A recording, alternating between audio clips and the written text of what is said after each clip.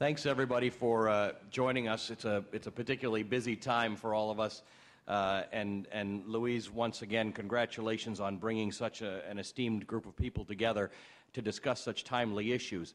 Roosevelt once said, "The things that will destroy America are prosperity at any price, peace at any price, safety first instead of duty first, the love of soft living, and the get-rich-quick theory of life."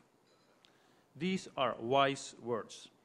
I was very impressed by President Obama's speech to Wall Street last week. He clearly stated that the old habits that led us into the crisis are no longer acceptable.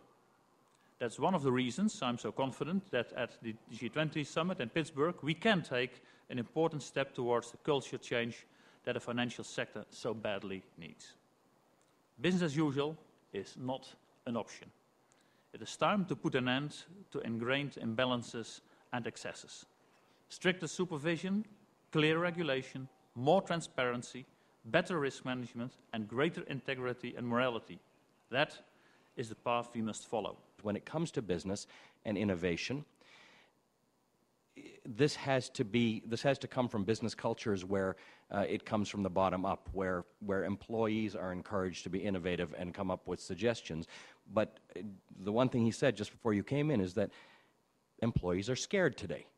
They are perhaps scared for their jobs. They're scared of the reaction that they're going to get from their employers, and probably happier to be quiet about it, maybe control their own lives and their own spending and their own credit and growing their own vegetables. But when it comes to changing business culture, Lex, you're saying we need people to feel like they can make those changes. The most important thing for any company and any individual is to take some risks. Now, the risks clearly have to be controlled, and I don't mean financial risks. I don't mean trying to encourage people to do crazy things that gets us into the same situation as we were before. But if we are to evolve and change and improve our world, improve our company, evolve and change as individuals, we have to continue to take risks. And that means having very brave managers who are prepared to allow people that room and freedom to do that within the constraints of not being crazy. That the problem with capitalism is that it produces too few capitalists for its own good.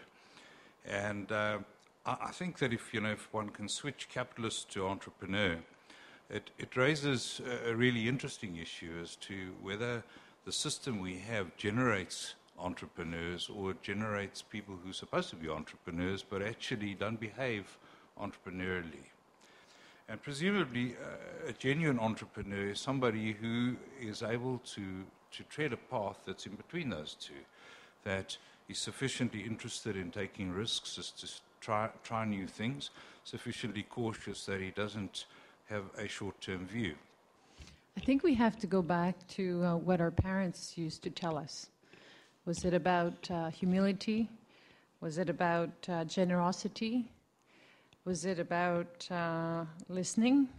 One thing that has happened to us in the last 12 to 14 months is that it's good that it's happening now and not later. So we have to benefit from this financial crisis, which I don't call a financial crisis. It's a value crisis. It's much more serious. The financial crisis is, for me, a place where we start really rethinking all the other possible crises that are going to come at us, because there's a lot. Now, environment, we've touched upon it, we're touching upon it, we have to act upon it. We have poverty. Poverty is enormous. If you look at the gap between the haves and have-not, we have a responsibility, even if it happens in another country. We are all interlinked.